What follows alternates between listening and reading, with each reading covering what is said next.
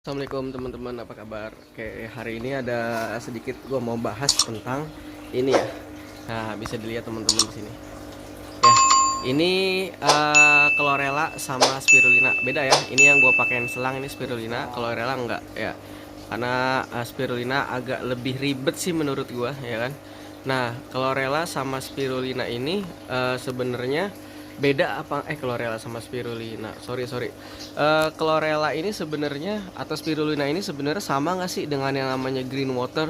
Nah, ini pertanyaannya, ini sering ada yang nanyain kayak begitu. Dan apa namanya, banyak jawaban macam-macam ya, macam-macam, sama enggak ya kan. Ada juga yang bilang kalau chlorella ya pasti green water, atau sebaliknya kalau green water belum tentu chlorella. Pokoknya begitulah, ribet lah. Nah, sekarang kita akan bahas ya, gue bahas pakai literatur teman-teman ya. Gue bahas pakai literatur, pakai sumber, jadi gue nggak asal-asalan jeplak aja. Oke, kita jalan dulu coba. Nah, ini jadi yang gue kasih lihat ini ada spirulina sama ada chlorella. Ini campur aduk ya, cuma udah gue kasih tulisan di atasnya. Oke, kita lihat dulu. Kita lihat sekarang. Gue mau jalan ke sungai. Ini sungai di samping rumah gue. Nah, teman-teman bisa lihat semua di sini. Ini air hijau ya. Kita sebut ini dengan green water. Nah, green water, green hijau, water air hijau. Nah, kenapa airnya bisa hijau? Padahal air sungai awalnya mungkin ini nggak hijau ya. Awalnya bening. Kenapa bisa jadi hijau? Berarti kan ada sesuatu yang bikin dia hijau. Apa tuh yang bikin dia hijau? Nah, mungkin teman-teman pernah dengar ya. Ini sama dengan tumbuhan ini ya. Sama dengan tanaman-tanaman ini kan ada daun nih. Nah, daun ini kan punya zat yang bikin dia hijau. Namanya klorofil ya. Nah, klorofil, kloro hijau, fil dari kata filodia, hijau daun ya. Cuma istilah ini dipakai juga untuk pigmen hijau. Jadi semua kelompok makhluk hidup yang menjadi produsen adalah makhluk hidup yang bisa mengambil energi dari cahaya matahari ya, teman-teman. Cahaya matahari itu kan sumber energi utama yang ada di permukaan bumi. Nah, yang bisa mengambil itu adalah produsen. Siapa sih kelompok produsen? Kelompok yang mempunyai perangkat-perangkat untuk menangkap cahaya matahari. Siapa tuh? Ya tumbuhan. Nah, alga. Nah, ini alga nih teman-teman, bukan lumut ya. Lumut itu masuk ke kelompok tumbuhan. Sebenarnya alga tuh bukan di kelompok tumbuhan lagi. Dia peralihan antara tumbuhan dengan kelompok makhluk hidup yang lain. Makanya dia di kelompok, kalau di biologi itu dia masuk ke kingdom protista ya. Kalau pakai sistem pengelompokan yang lama ya. Nah, jadi gitu teman-teman. Jadi intinya adalah air hijau ini kita harus tahu dulu nih, yang disebut air hijau ini sebenarnya isinya apa aja. Kita kan perlu tahu, nggak bisa kita bilang di sini ada chlorella, di sini ada spirulina, belum tentu gitu ya kan. Itu yang saya bilang tadi. Jadi air hijau ini belum tentu chlorella, belum tentu spirulina. Emang ada lagi selain chlorella sama spirulina? Banyak banget teman-teman. Nah, kita cek ya. Jadi selain alga hijau, selain chlorella sama spirulina itu banyak banget. Jadi chlorella itu kelompok alga hijau ya, kalau di biologi itu namanya chlorophyta ya. Spirulina itu kelompok alga biru ya. Dulu sebutannya alga biru atau cyanophyta. Cyano itu biru. Ya, tapi perkembangan berikutnya ternyata cyanophyta atau alga biru ini lebih dekat kekerabatannya dengan kelompok bakteri. Jadi sekarang nama barunya adalah bakteri biru atau bakteri hijau biru atau cyanobacteria. Nah, ternyata di penemuan-penemuan berikutnya ilmuwan banyak menemukan ini ya. Jadi ternyata dua kelompok makhluk hidup ini, chlorella sama spirulina ini punya kelebihan yang dibandingkan dengan kelompok mikroalga. Mikro itu kecil, alga-alga yang lain dia punya kelebihan. Apa kelebihannya? Mereka punya protein yang sangat tinggi ya, punya protein yang sangat tinggi. Paling tinggi itu spirulina. Spirulina tuh bisa sampai 70% ya dari dalam satu sel tubuh dia. Dalam satu tubuh dia kan ini makhluk bersel satu ya, makhluk hidup uniseluler. Jadi dalam satu tubuhnya itu spirulina tuh bisa nyampe 70%. Makanya nih otomatis bisa menjadi makanan masa depan. Jadi spirulina dan chlorella ini diternak, dikultur untuk diambil nutrisinya untuk dimakan gitu. Ya, jadi gitu teman-teman.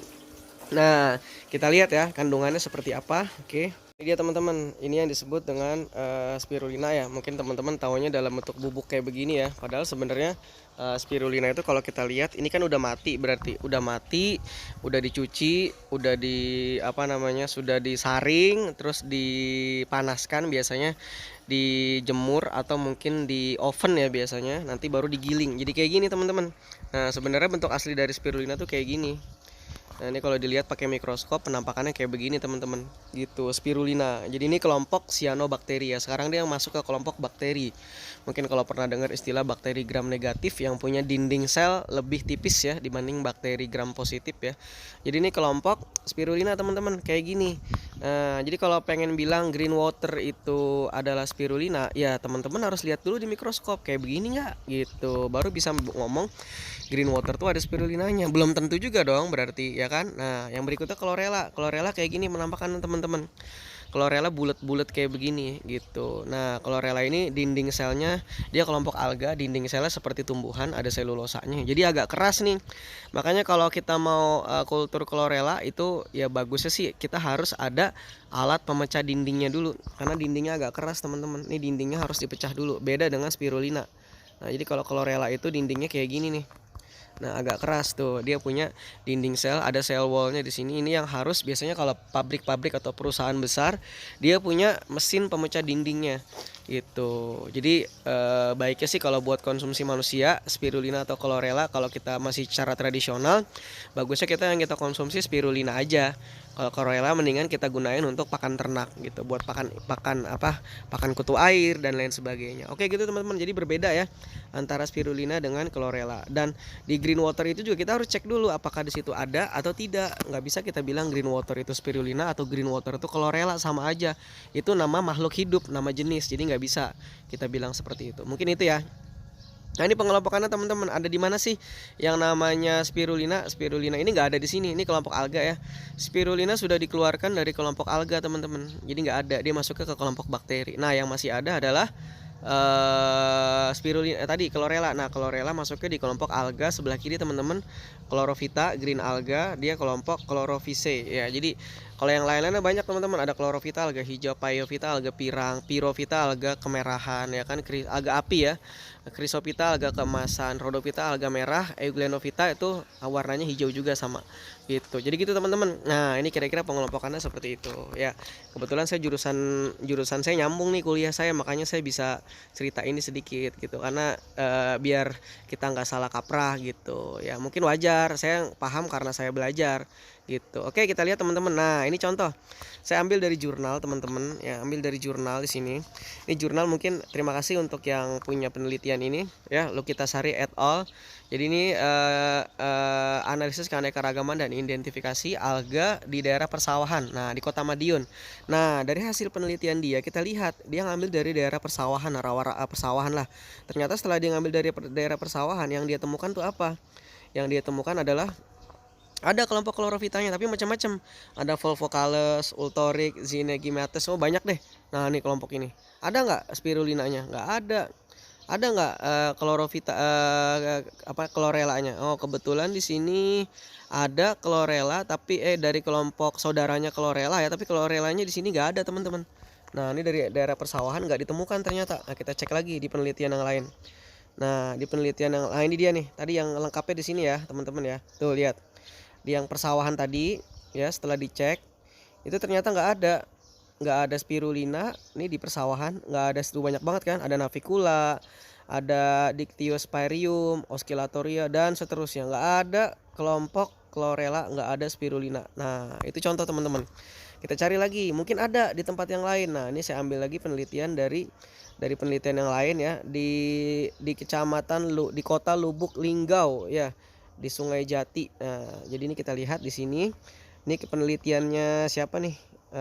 Saya lupa penelitian siapa ada tadi. Pokoknya ada Harmoko ya, penelitian bukan ya? Iya ya kalau nggak salah. Nah, kita lihat. Mungkin di sini ada teman-teman. Nah, setelah dicek ternyata chlorophytanya ada nggak chlorella? Oh, ternyata ada.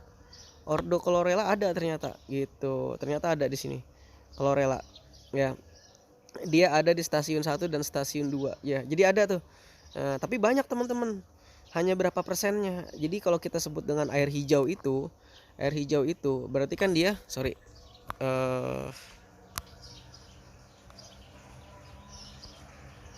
tada teman-teman ya, kepotong ya. Oke, jadi kalau kita sebut dengan air hijau itu isinya banyak banget. Ini ada berapa nih coba nih?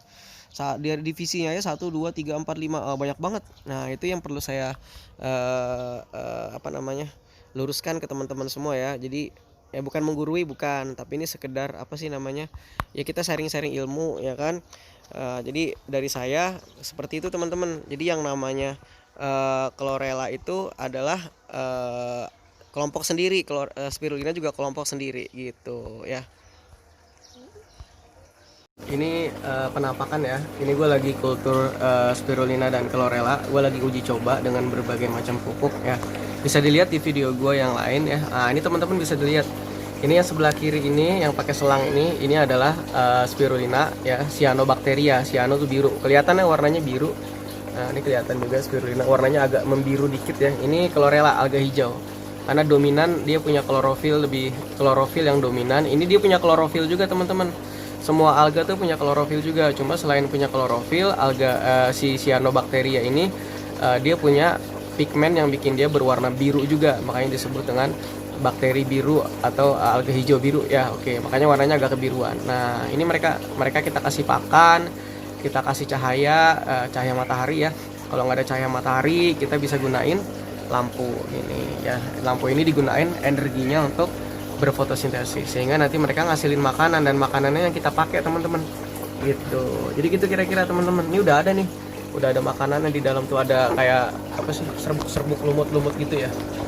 Nah, ini bedanya. Nanti ini biasanya yang disaring teman-teman. Tuh kelihatan ya. Tuh di apa, di ininya, di selangnya nih.